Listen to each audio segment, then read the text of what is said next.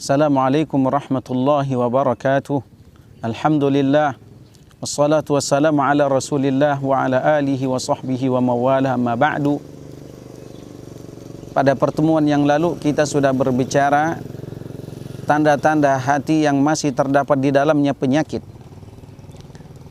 Maka kali ini pada episode keempat kita akan berbicara tanda-tanda lain di mana bila kita teliti, bila kita renungkan ternyata masih ada penyakit hati di dalamnya.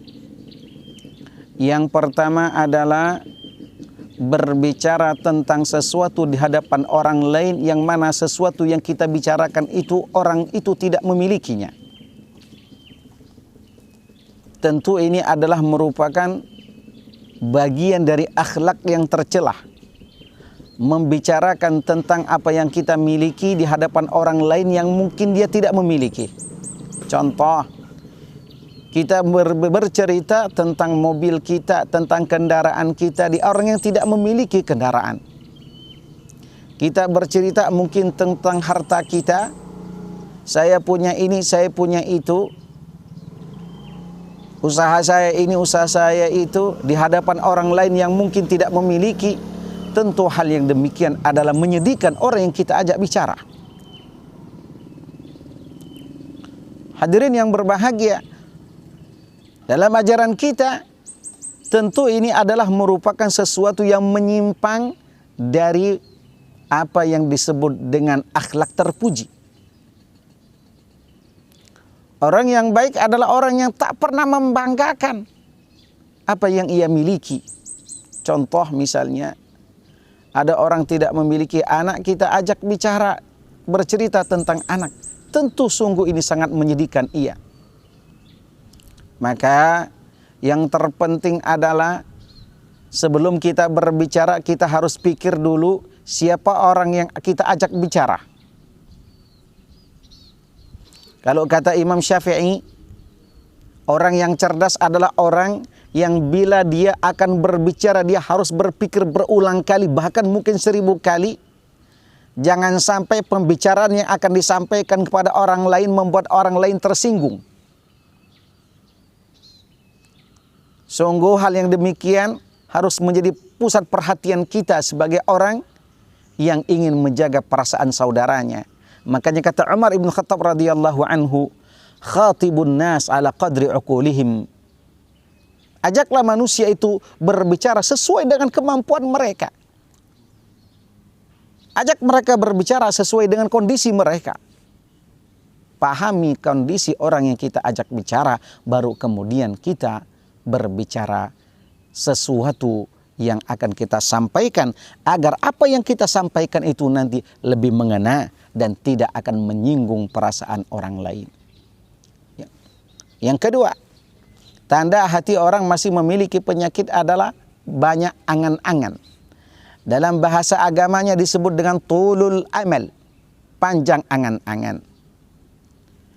Kita punya cita-cita harus, kita punya keinginan oke, kita punya kehendak iya. Tapi kehendak kita, cita-cita kita, keinginan kita harus sesuai dengan realita. Bukan hanya angan-angan belaka. Lamunan kita sangat jauh, khayalan kita sangat jauh tentang sesuatu, tapi kita tidak pernah berusaha untuk mewujudkannya. Kita ingin sukses, tapi kita tidak pernah bekerja, berbuat untuk mencapai kesuksesan.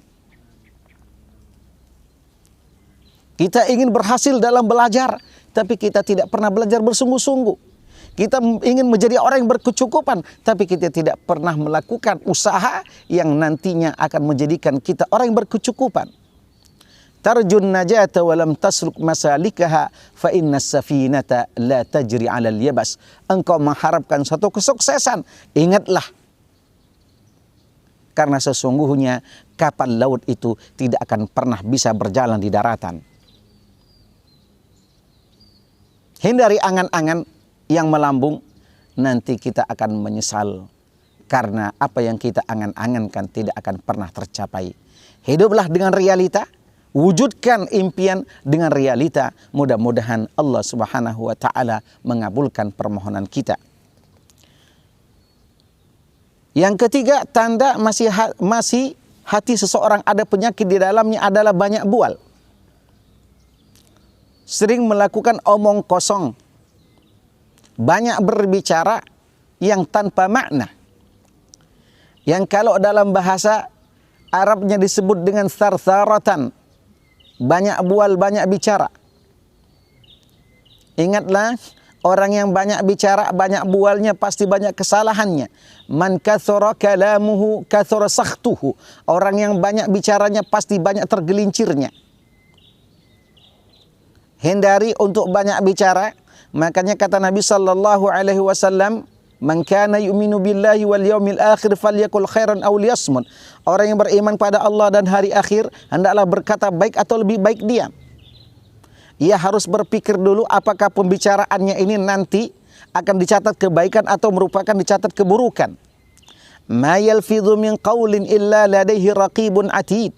Tidaklah ucapan yang terucap oleh kita kecuali akan tercatat oleh malaikat raqib dan atid.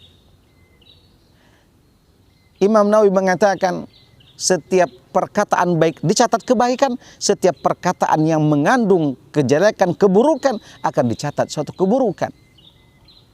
Maka hindarilah dari banyak bual, hindarilah dari omong kosong, karena sesungguhnya itu akan membahayakan diri kita. Na'udzubillah, summa na'udzubillah.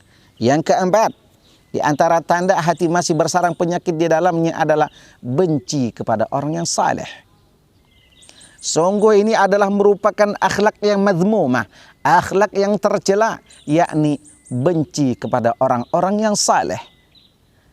Apalagi orang tersebut sudah sangat kelihatan kesalehannya, kearifannya, kebijaksanaannya terlihat dalam kehidupannya sehari-hari, yang seharusnya kita lebih banyak mendekatkan diri kita kepada orang-orang yang saleh. Karena mujalatus salihin, duduk atau berdekatan dengan orang-orang yang saleh, ini adalah merupakan salah satu dari 5 tombok hati, dari obat hati kita yang mungkin ada penyakit. Maka salah satunya lebih sering bersama orang-orang yang saleh.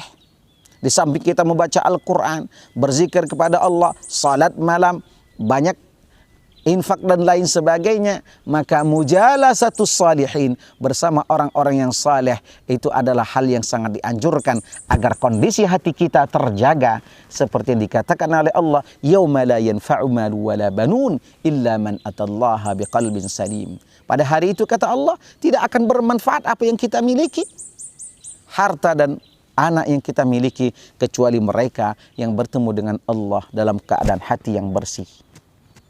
Maka jangan pernah kita membenci orang-orang yang saleh. Sesungguhnya itu adalah merupakan pertanda dalam hati kita ada penyakit hati. Na'udzubillah, kalau semua penyakit itu masih bersarang, kita berusaha berdoa kepada Allah agar dihindarkan oleh Allah Subhanahu wa taala penyakit itu. Hadanallah wa iyyakum ajma'in. Mudah-mudahan Allah memberkati kehidupan kita sehingga nanti di bulan Ramadan kita termasuk orang-orang yang mampu mengarungi kehidupan di dalamnya dalam keadaan hati yang bersih, dan mudah-mudahan Allah kembalikan kita kepada kesucian jiwa setelah nanti kita keluar dari bulan Ramadan. Assalamualaikum warahmatullahi wabarakatuh.